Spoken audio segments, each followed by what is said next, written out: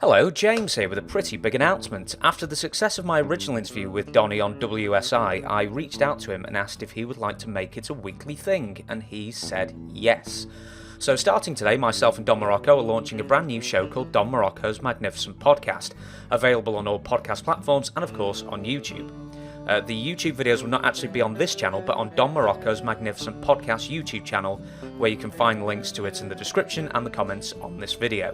The following 6 or so minutes is Don discussing Mr Fuji's most brutal ribbing habit of cooking people's pets and feeding them to unsuspecting wrestlers. We actually discuss Fuji's ribs for over 20 minutes, so if you want to see the full video and more video clips from the show posted throughout the week, head over to the Don Morocco YouTube channel with the links provided. Thanks, and I hope to see you there. The Legend of the Dog Rib. Which are the ones that you've heard? And I've got so many names here. I've got Skandar Akbar. These were the victims, apparently. Skandar Akbar, Billy White's Wolf. Roddy Pipe said this happened to Toru Tanaka, and Hulk Hogan said it happened to Torquemada as well, where pets went mysteriously missing and then got served to them at a later date. I was going back to those early '60s days. I was a young boy at Dean's Gym for the Billy White Wolf Beauregard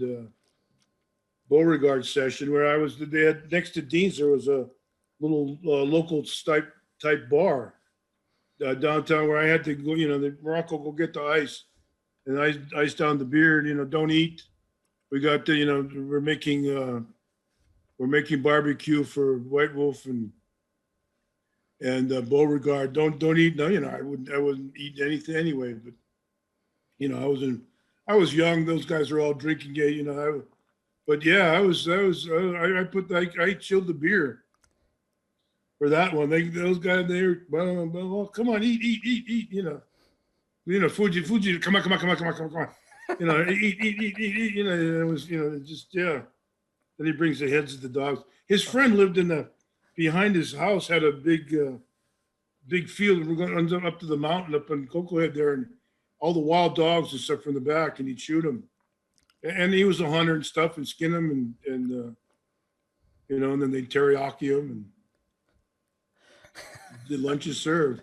The other ones, I don't know about the pets. I wasn't there.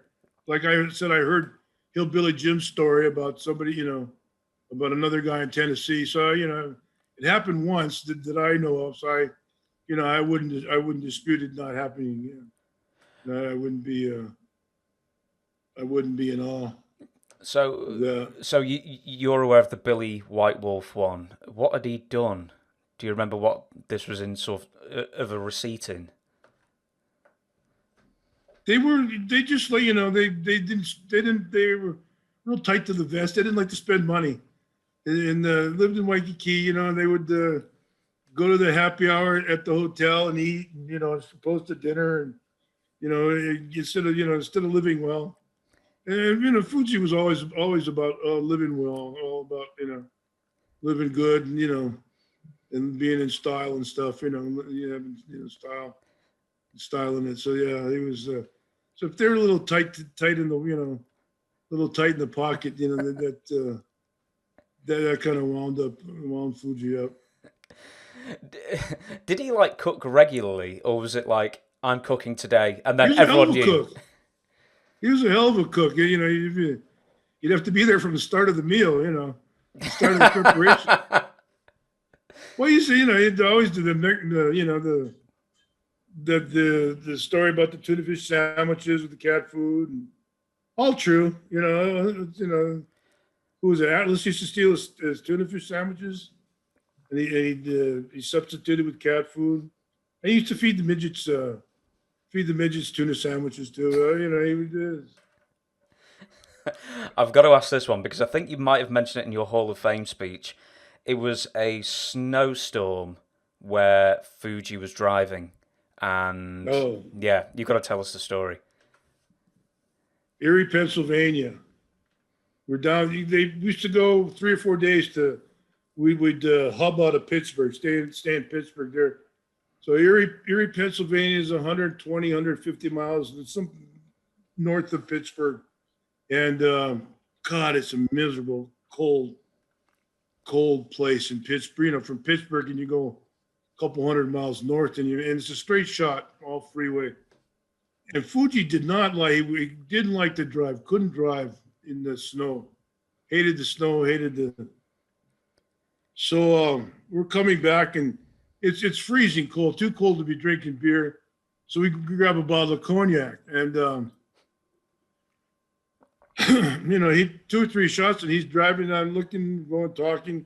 I'm looking at the speedometer, and I said, "Oh, pretty good. You're doing about 45, 59, which is good for him in the snow and stuff, because and it was horrible outside anyway." He said, "Oh, you're driving normal." I said, "That's terrific." "Oh yeah, yeah." Next thing I look over, they're about 65. So, next thing they're spinning down the road, slamming on the brake. There's nobody around. We're on a major highway. He's going 70, 80 miles an hour down the, in a snowstorm. It was just, oh God.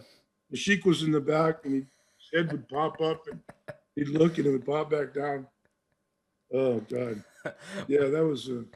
Would Iron Sheik dare say anything to Fuji, just unless like he occurs wrath? Him driving like that. Yeah, he was behind the wheel, and he had the accelerator on his foot. We were pretty much at his mercy.